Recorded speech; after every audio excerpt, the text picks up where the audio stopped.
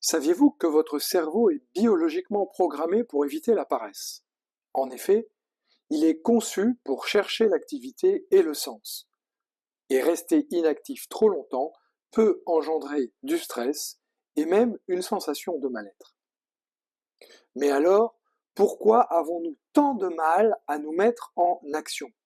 Et surtout, comment pouvons-nous reprogrammer notre cerveau pour transformer l'inaction en mouvement productif et aligné avec nos aspirations profondes? Eh bien, c'est ce que je vous propose d'explorer ensemble dans la vidéo d'aujourd'hui. Bienvenue sur le chemin de la réussite, la chaîne qui vous accompagne dans votre quête d'évolution personnelle et de sens. Trouver du sens, allier performance et équilibre et bâtir une vie alignée, c'est possible et je vais vous montrer comment. Dans un monde où l'urgence du quotidien nous pousse à l'action sans réflexion, il est essentiel de retrouver un alignement profond entre nos ambitions, nos valeurs et notre mission de vie. Je suis Pierre Cocheteux, expert en Ikigai, en Kaizen ainsi qu'en spiritualité. J'accompagne les entrepreneurs, les professionnels en quête de sens et les leaders soucieux d'harmoniser réussite et épanouissement.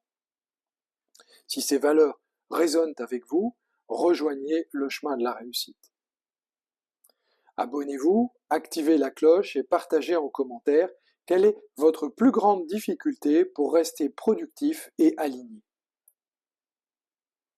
Pour commencer, pourquoi notre cerveau déteste-t-il la paresse? Le cerveau humain est un organe fascinant.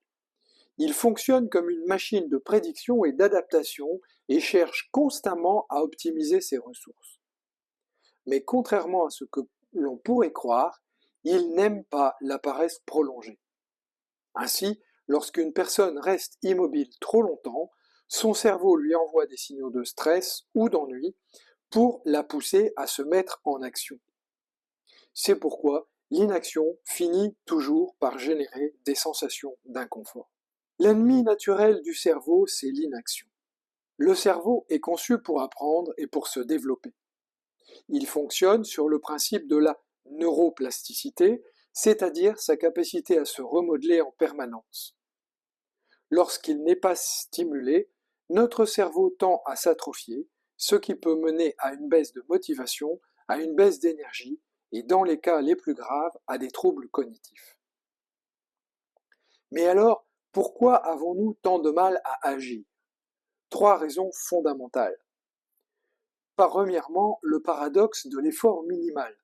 Certes, notre cerveau a besoin d'apprendre et de se développer, mais il cherche en même temps à économiser de l'énergie.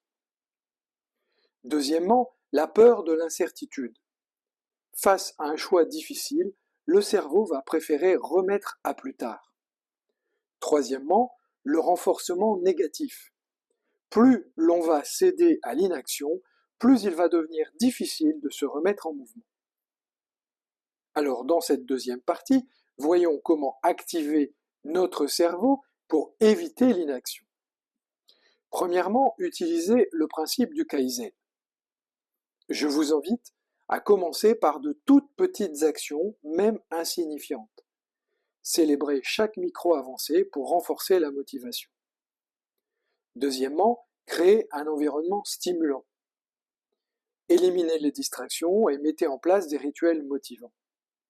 Troisièmement, pratiquez la visualisation pour anticiper le bien-être ressenti après une action accomplie. Vous pouvez jouer avec la dopamine, associer l'effort à une récompense et alterner entre mouvements de concentration intense et pauses régénératrices. Voyons maintenant l'exercice du mode action immédiate. Choisissez une tâche simple que vous reportez depuis longtemps.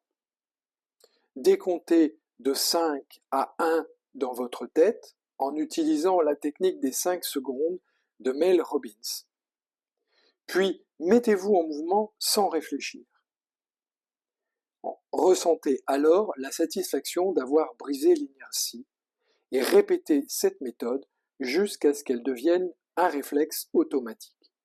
Nous avons vu aujourd'hui que notre cerveau cherche à éviter l'inaction, mais qu'il peut parfois tomber dans le piège de l'immobilisme. L'action engendre l'action L'inaction engendre l'inaction. Chaque petit pas compte pour reprogrammer votre cerveau et avancer.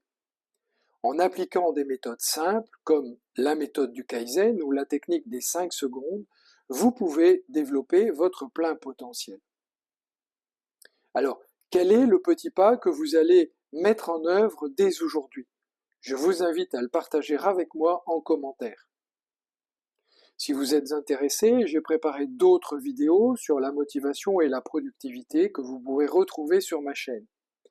Si vous avez apprécié cette vidéo, laissez un like, abonnez-vous et partagez-la à quelqu'un qui a besoin d'un petit coup de motivation aujourd'hui.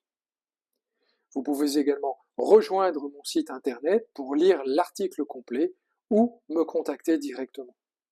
À très bientôt sur le chemin de la réussite.